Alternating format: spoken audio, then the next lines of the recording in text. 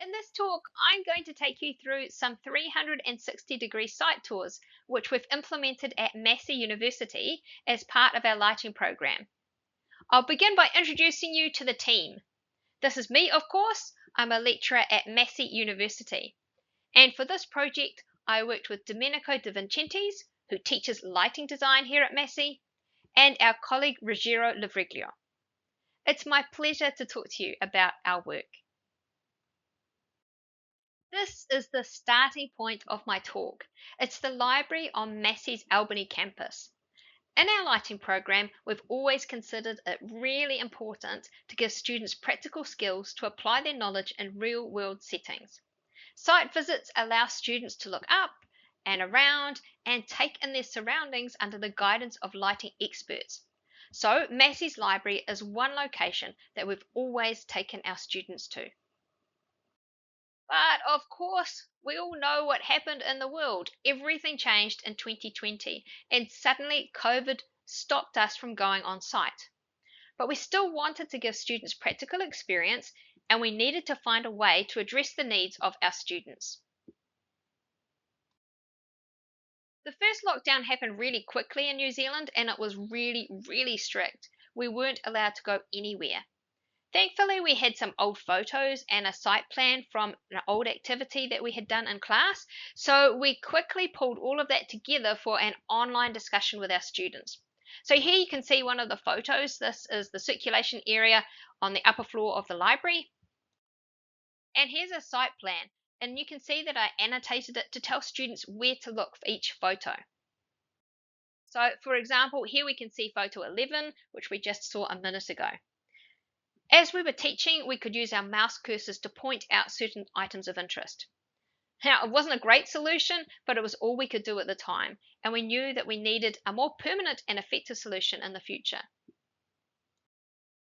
So we created virtual site tours, and I'll explain how they work. Students are directed to the tour from the class's webpage. First, they can print out a worksheet, which they will use to write their own notes.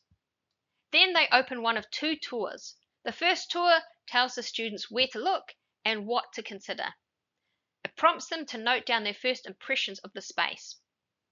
Then the second tour challenges the students' initial perspectives by discussing best practice. All of our expert commentary is provided by Domenico, who has over 30 years of experience in the lighting industry. So let's have a look around. Here we are at the entrance to Massey University's Albany Library. Right from the start, we can see a few things on the screen. Up here, we can see a link to the students' web page. This is their website where they can get all sorts of information about this particular course. Next, of course, we can see myself and Domenico standing there waiting to welcome students into the tour. Students can click on this icon to hear my voice introducing us and welcoming them on board and telling them what to do. You can see that next we have this icon here. It's item number 1, and the 1 refers to, of course, item 1 on the worksheet that students will be looking at. If they click on this icon, they can hear an audio commentary telling them what to do next. Now, of course, that's a static image, but this is not a static experience. So we can move all around and look up and down. We can zoom in and out to see what's happening in the space. Incidentally, you'll notice that Domenico and I look a little funny on this particular angle. That's because we're not actually in the space. We were added later using post-processing. Let's have a look around. You can see that we have more icons telling students what to look at in their worksheets. And of course, they have the audio commentary as well. From this angle, you can see that we can now navigate. We can go upstairs or we can go downstairs. Let's choose to go upstairs.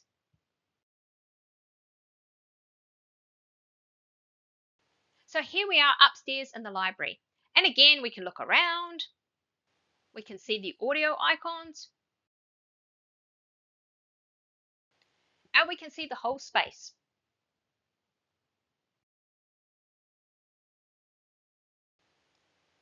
Let's go downstairs again.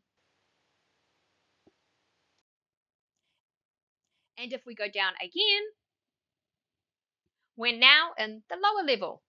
Again, there are more audio icons and more places to move to. For example, what's happening under these stairs?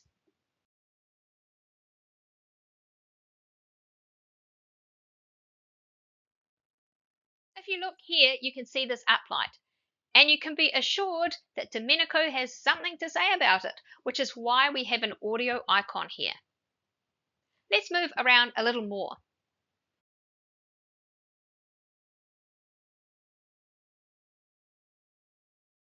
Maybe over to here.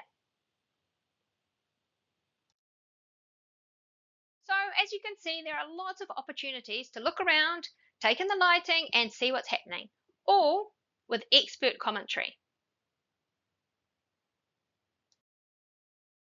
An awesome feature of this tour is that students can take things further by turning their smartphones into a virtual reality device.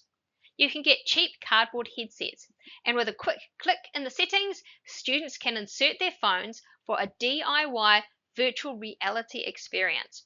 It's all too easy, and it's an awesome way to learn a new technology. That wraps up our quick look at virtual tours. We've since taught our colleagues how to create them, and they're being used for more than just our lighting program, which is really great news for our students. Thanks so much for watching.